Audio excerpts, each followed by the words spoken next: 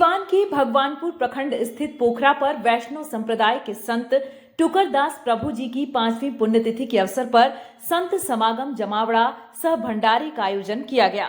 इस कार्यक्रम के मुख्य निवेदक टुकरदास प्रभु जी के शिष्य युवा संत नागमणि थे।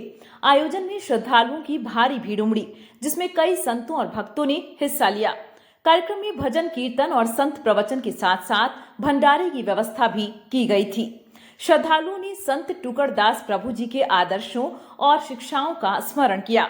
संत समागम में क्षेत्र के कई प्रमुख संतों ने भाग लिया और अपने प्रवचनों के माध्यम से संत टुकरदास प्रभु जी के जीवन और उनके आध्यात्मिक योगदान पर प्रकाश डाला। उन्होंने उनके बताए मार्ग पर चलने और समाज में प्रेम, शांति और सेवा की भावना को बढ़ावा देने का संदेश दिया। युवा संत नागमणि ने अपने संबोधन में गुरुदेव के आदर्शों को आत्मसात करने और उनके दिखाए मार्ग पर चलने की अपील की। कार्यक्रम में आने वाले श्रद्धालुओं के लिए विशेष भंडारे का आयोजन किया गया, जिसमें सभी ने प्रसाद ग्रहण किया। मौके पर संत ठगदास, रामाधार दास, मोहन दास, दूधनाथ बाबा, अशोक राय, बंगाली प्रसाद, विनोद कुमार, अनिरुद्ध गुप्ता, कामेश्वर शाह, रामपारस राय, विष्णुदेव राय, देवनाथ राय सहित सैकड़ों भक्तों ने भाग लिया।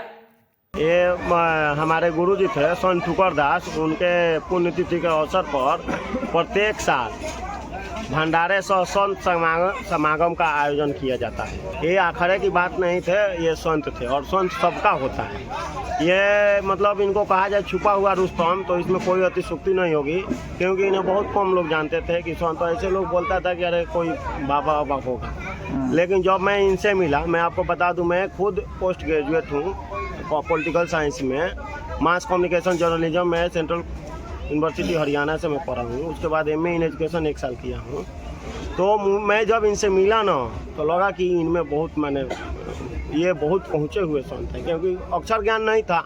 तो जिनका अक्षर ज्ञान नहीं होता है वो भोले भाले लोग होते हैं, और भोले भाले लोग जो होते हैं ना, ईश्वर के और प्रकृति के बहुत करीब होते हैं।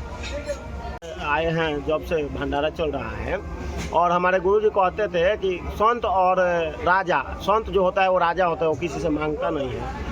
इस भंडारे के लिए मैं केवल आग्रह करता हूं कि आप लोग आइएगा, भंडारे में शामिल होइएगा। देखिए, प्रत्येक साल भंडारा होता है, कई हजार लोग आकर भक्तगण प्रसाद ग्रहण करते हैं। संत की विदाई होती है, और संत की विदाई कैसे होती है वो संत समाज का लोग जानता है। उस समय ये कोई बोला ना कि आप लोग चुनाव लड़िएगा बाद में, पहले संत से जाकर भेंट कीजिए।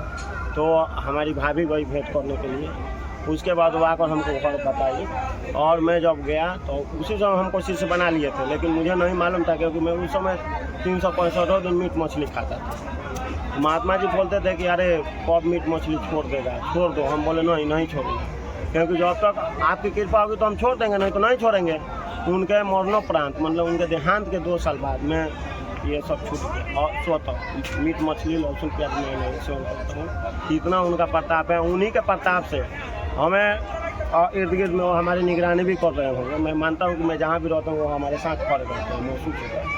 उनकी निगरानी में भंडारा चल रहा है। मेरा ये भंडारा मेरे निगरानी में नहीं चल रहा है, उनकी निगरानी में भंडारा चल रहा है। नागमणि